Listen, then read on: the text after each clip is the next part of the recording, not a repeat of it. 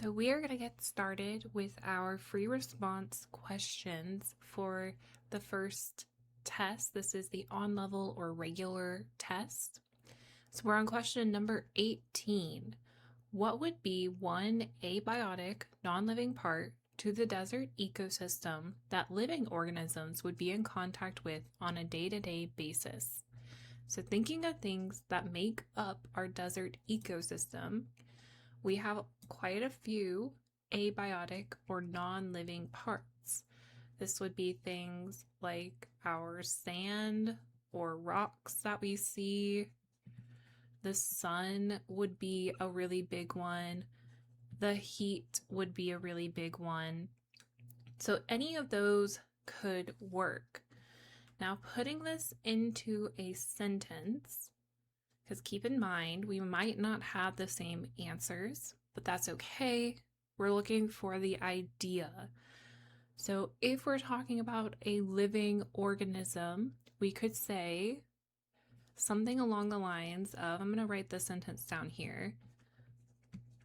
The sun in a desert ecosystem would be a very big abiotic part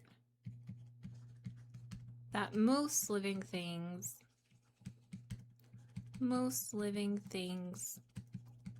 would encounter.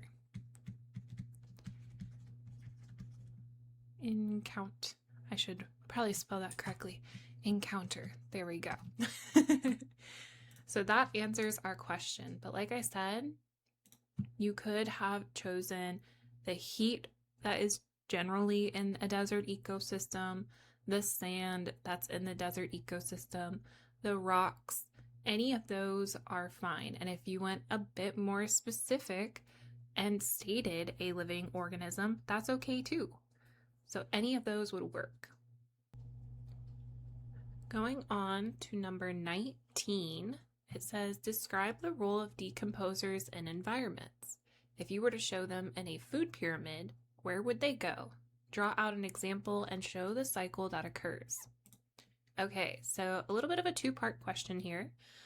First things first, the role of a decomposer. So the role of a decomposer is to break down nutrients, break down dead things found in the environment, and recycle them back into the soil. So we would say break down nutrients from dead things, dead matter, all of that works, and recycle it. Recycle it back into the soil. So as long as you have breaks down and recycles, you're good. So if you were to show them in a food pyramid, where would they go? Well, with our food pyramid, we've seen that the bottom are producers, and then everything above that is a consumer. We don't really have a designated spot for our decomposers. So how we generally write this, or how we generally draw this, is almost like one of those arrows that recycles it back down to the beginning. So if an organism dies, if we have, leaves dying and falling off the trees in the fall, if that happens, then the decomposers break it down and it goes back into the soil. And we know that the soil feeds our producers. So this feeds our producers. So this is an example of how we could draw it out to show the decomposers in the food pyramid.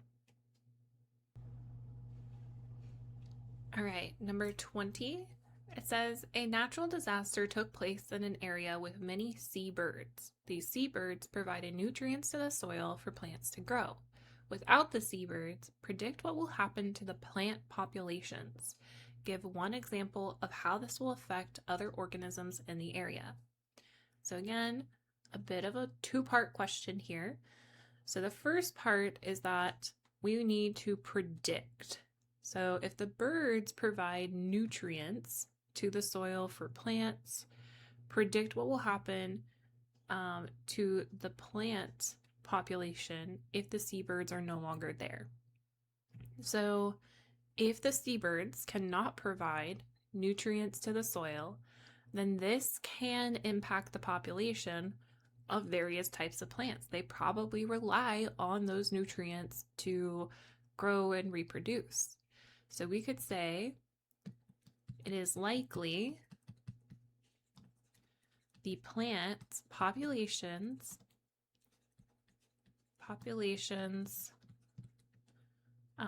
would decrease.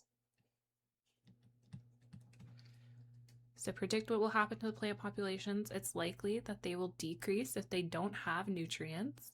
So then give one example of how this will affect other organisms in the area. Well, we know that plants are producers, and in a food pyramid and a food chain, we have things eating those producers. So if there are no longer producers, or if there's a very reduced population of producers, then we're also going to see that down the chain. So give one example of how this would affect another organism. We can be as vague or as specific as possible. Like, we're not going for perfection here. We're just going for the idea. Keep that in mind. So we could say that organisms that feed on a plant that grows from the nutrients the seabirds provide may also decrease in population or have to compete more.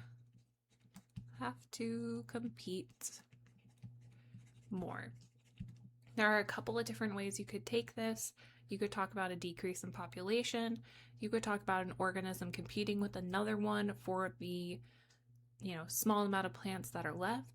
Or you could talk about an organism having to find a different area to live because they no longer have their food resource there. So any of those could work. All right, last one. We have number 21. It says, think of a rainforest ecosystem. Describe 2 likely interactions between organisms that live there. For each example, describe if these interactions are positive, negative, or neutral. So again, we can think of a lot of different things in a rainforest because a lot of things live there. So if you don't know where to start with this question, just start listing out things that are in a rainforest. Trees, we know lots of plants live there. We know that there's literally, like in the Amazon, there's the Amazon River. So we have a lot of aquatic parts to that rainforest. We have a lot of other organisms that live there, snakes and, larger mammals. So we have lots, okay? There can be many, many answers to this question. I am just going to give us 2, and if they happen to match up with yours, great. If not, just get the vibe of the answer.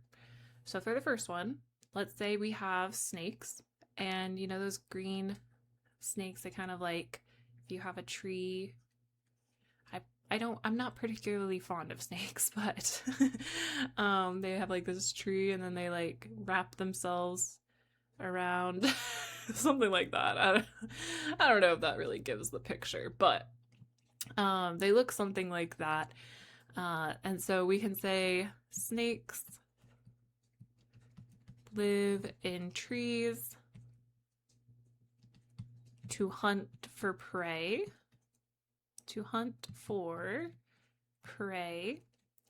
And so then identifying for this example, is it a positive or negative or neutral interaction? Well, we have 2 organisms here. We have the snakes and we have the trees. So for the snakes, we would say, for the snakes, this is positive. This is a positive interaction as it gets food and it's able to hunt. The tree, however, is neutral. So for the tree, this is neutral. It's not harmed, it's not necessarily benefited, but it is there helping out the snake to hunt and eat. Our second example is going to be with monkeys. So monkeys eat nectar from flowers. Monkeys eat nectar from flowers. There we go. So again, is this positive, negative, or neutral? Well, for the monkeys, this is going to be positive. And the reason is because they get food again. So the monkeys get to eat. For the flowers, this is actually also positive. So for the flowers, this is positive. So both of these are positive interactions. The reason that the flowers have the positive interaction is because they get pollinated. And so when a plant gets pollinated, it is allowed to continue to reproduce. So that is going to be a positive interaction. Hope all of this was helpful to you. If you have any questions, feel free to ask them. I am here. But good luck with the rest of your topic and testing and all of that. And I will see you later. Bye-bye.